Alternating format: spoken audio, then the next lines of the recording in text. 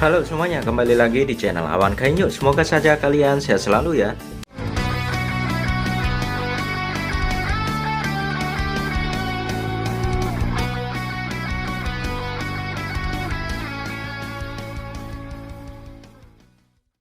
Boruto episode 283 diperkirakan akan rilis pada 15 Januari 2023. Dimana di sini kami akan membagikan alur ceritanya yang diprediksi akan diadaptasi dari manga Sasuke Retsuden chapter 3. Berikut alur ceritanya bagian kedua. Kelanjutan dari adegan Sasuke yang dirawat oleh Sakura di ruang medis Observatorium Tatar.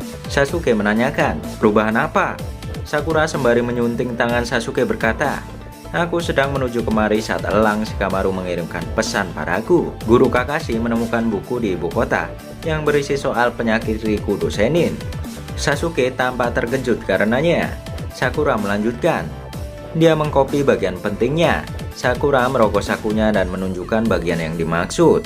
Sasuke membuka kertas itu dan membaca isinya yang berbunyi, sekarat akibat penyakit aneh. Jalan Rikudo Senin harus berpindah ke tanah Redaku. Dan di sanalah dia bertemu dengan astronomer Tatar dalam perjalanannya. Suatu malam di Tatar, mereka melihat meteor mendekat ke negara itu. Rikudo Senin membelah meteor itu menjadi dua. Cahaya terang memancar dari meteor yang terbelah.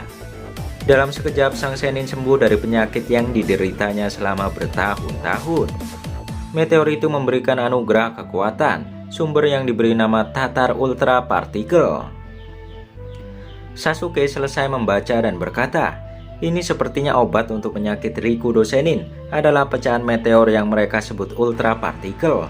Sakura berkata, menurut tulisan itu, Senin membagi partikel itu menjadi dua grup. Dia menyembunyikan satu grup di langit dan yang jatuh ke bumi, dan satunya di bintang yang tak pernah berpindah. Sasuke melanjutkan, siapapun yang mau mencari kekuatan ini harus melihat peta surga. Lalu Sakura berkata, misi barumu adalah untuk menemukan peta surga dan mendapatkan Ultra Particle.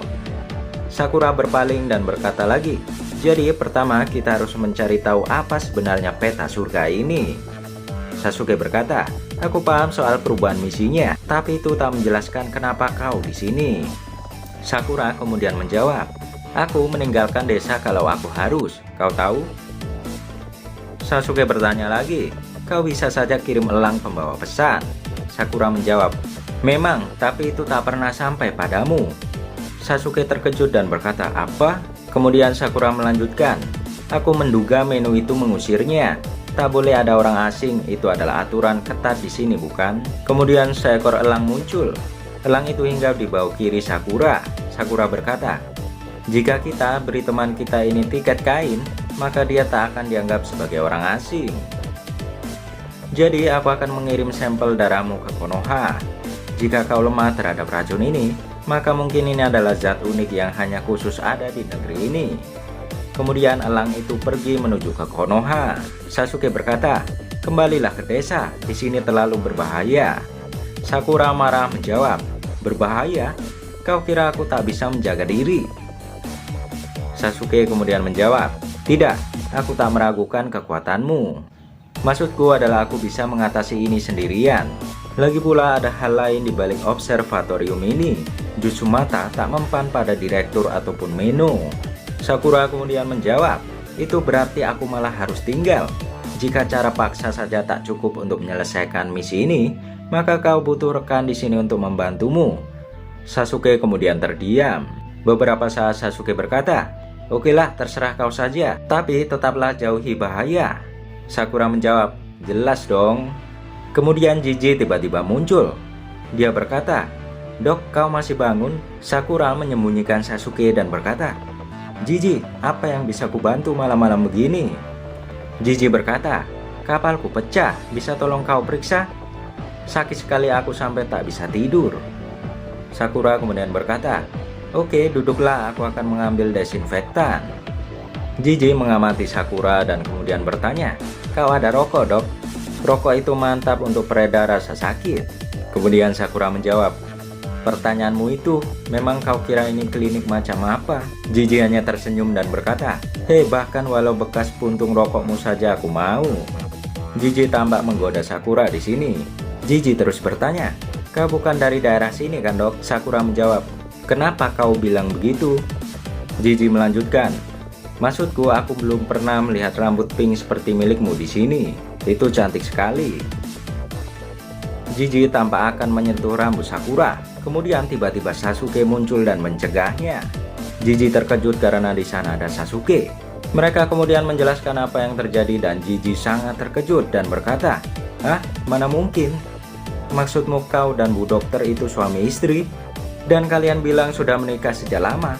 Sasuke berkata, "Aku tak pernah bilang kalau aku belum menikah." Jiji menjawab, "Ya, cowok macam apa kau itulah? Bukan yang biasanya akan menikah muda. Tapi kalau kau istrinya, lalu kenapa kau jadi dokter di sini?" Sakura menjawab, "Ya, masalah itu aku kangen dengan Sasuke-ku. Karena ini bukan penjara biasa, di sini tak ada jadwal kunjungan, bukan? Tapi aku harus melihat Sasuke-ku. Jadi aku masuk sebagai dokter di sini." Jiji bersemangat berkata, "Wah, masuk akal sekali." Sakura dan Sasuke lega. Sasuke berkata, "Kau tak terkejut?"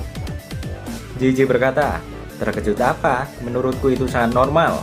Suami dan istri itu harusnya tetap bersama." Sasuke tampak diam merenung di sini.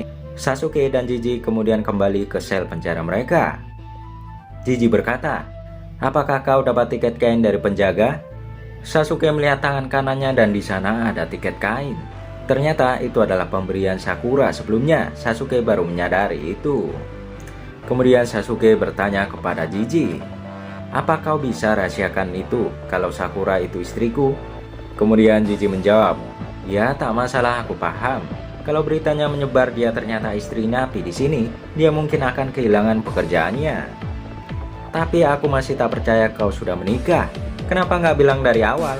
Sasuke menjawab, "Kau tak pernah tanya."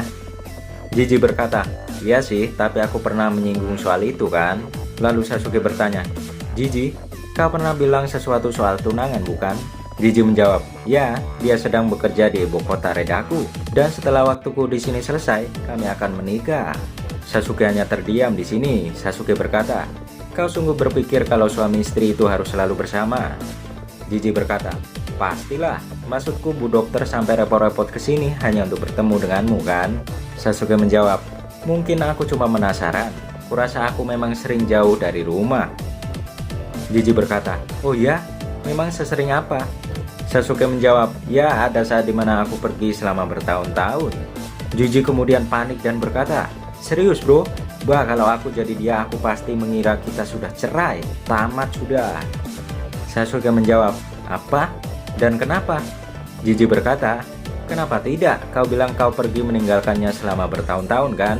Sasuke tenang menjawab, "Aku bukan pergi begitu saja tanpa alasan. Dia punya tugasnya sendiri di desa, dan tugasku adalah di luar perbatasan kami." Jiji kemudian menjelaskan, "Entahlah bro, bagaimana kalau ada yang mulai menggodanya saat kau pergi? Dan kalian tak pakai cincin kawin di tempat asalmu kan? Setidaknya cincin itu memberikan rasa aman." Sasuke hanya terdiam di sini, dan dia berkata, Begitu ya? Ini tak ada hubungannya. Tapi Jiji, apa kau pernah dengar sesuatu yang bernama peta surga? Sebuah buku mungkin?" Jiji kemudian berpikir dan berkata, "Peta surga? Enggak, aku enggak tahu apapun. Mungkin semacam hal astronomi melihat namanya. Kau mungkin bisa cari di perpustakaan, Sasuke. Kau tanya saja Penzilla." Sasuke bertanya, "Kenapa?" Jiji tampak heran dan berkata, Bentar, kau beneran nggak tahu?" Beberapa saat mereka menuju ke perpustakaan. Sasuke melihat orang-orang di sana. Kemudian dia juga bertemu Sakura di perpustakaan Tatar tersebut. Sasuke di balik rak buku berkata kepada Sakura, "Salah satu rekan selku sering ke perpustakaan ini. Dia pecandu judi. Kalau aku memancingnya dengan taruhan, pasti dia akan mau." Sakura menjawab, "Dia pasti yang duduk di sana itu bukan?" Tampak di sana Penzilla bermain kartu dengan napi yang lainnya. Sasuke kemudian memperhatikan Penzilla dan berkata, "Ya, itu dia. Dia bisa jadi kunci kita untuk peta surga ini." Dan itulah akhir dari Sasuke Retsuden manga chapter 3.2 bahasa Indonesia yang akan diadaptasi pada anime Boruto episode 283 yang diperkirakan akan rilis pada 15 Januari 2023. Saksikan untuk chapter 4 di video berikutnya ya. Tetap di Awan Kai News.